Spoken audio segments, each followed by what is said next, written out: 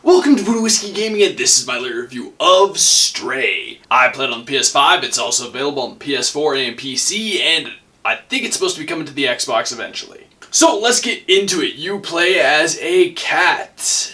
A stray cat. Who basically, while adventuring with your cat family, gets separated, falls down a pit, and winds up in this, city. This city, however, is populated by robots, and only robots. Well, not exactly only robots, there's these weird little creatures that are super dangerous. You get paired up with a little robot who guides you and helps you basically get through the game. And I'm not going to say more than that, but I will say I actually enjoyed the story. There is more to the story than that, and I did enjoy it. Far more than I was expecting at first. Now let's get into the audio, and I'm going to say there really isn't any voiceover work. The robots have this weird robot tone, and you read everything they say in text. But as for the sound effects, I actually really enjoyed the sound design to this game. I think it worked very well for everything going on, and I think they just did a good job with the cat sounds, the robot sounds, the city sounds, everything. And then there's the music. I really enjoyed the soundtrack to this game. I think it worked very well. I think they did a great job matching it with whatever was going on, really. Although I do need to take one step back and say I do have one complaint with the sound. There were a few times where certain items, specifically the one that stands out to me is if I'd pass by it, this bucket was making this rattling noise that was unneededly loud and it was obnoxious. But let's get into the gameplay mechanics and whatnot, and this is like an adventure platformer style game. You spend a lot of your time basically exploring and solving puzzles. That being said, I would say the exploration is a bit harder than the puzzles. Most of the puzzles were painfully easy, a little too easy. Exploring, though, there was a good amount to do, and that's why I say it was a little harder, because you could actually get lost because there weren't really signs and you don't have a map because you're a cat, and it does make sense in that sense. Now, that being said, it is actually a fairly short game, although you can extend it a little bit because there are a few basically side quests here and there, but they're not exactly necessary and they don't extend the runtime by too much. There are a few times where you have to run away from the creatures, I can't remember what they're called right now, and there are a few times where you kind of get to combat them, but that doesn't last long. Overall, though, like I said, it was very simple, and I think the gameplay is one of the weaker elements to this game. I know people will love the fact that you're playing as a cat and you can do certain cat things when interacting with the robots, as well as the fact that you can walk around and just meow.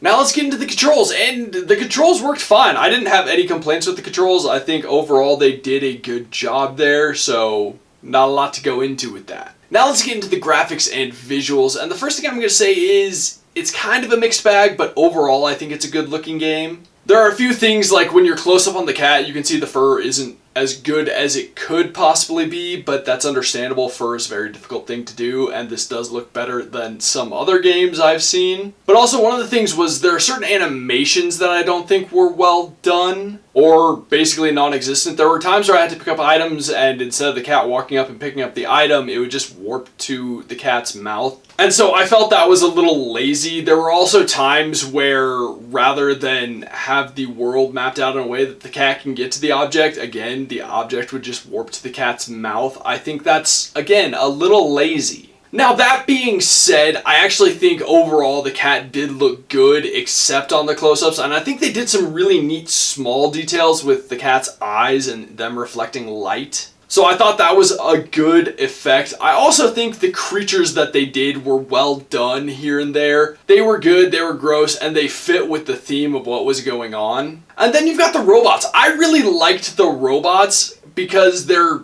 AIs, or there might be something else going on, but they each have their own personalities, they dress in their own way, and yeah, they wear clothing to fit into the cities, to the idea of what humans used to be. So I thought that was cool, and I think by doing that, they helped impart some extra personality onto these robots. And with the way they were dressed and the way the cities were done, I think they also impart this idea of these different societies within this big city. So I thought that was cool, but on top of that, I'm going to say there's a lot of detail in the world, more than I was expecting. I think they did a good job making the world feel realistic, but at the same time, kind of having its own style that's not fully hyper-realistic. And I think the robots, as well as the cat's design, all really led into that. And before I get into my wrap up, I do have to complain a little bit. There were times where I definitely warped into a wall or I warped through a wall. There was a moment where I was stuck in a wall and I had to like figure out how to get out, and I was able to hop onto a trash can that was outside of the wall, but it worked. But it was weird. There was another time where I was like pawing on a door and I just suddenly warped through to the other side of the door and was pawing on the wrong side of the door. So there were a few glitches that I ran into. They didn't destroy the game by any stretch of the imagination, but they were problematic, and I could see if you were to glitch into the wrong place, it could force you to like reload or something.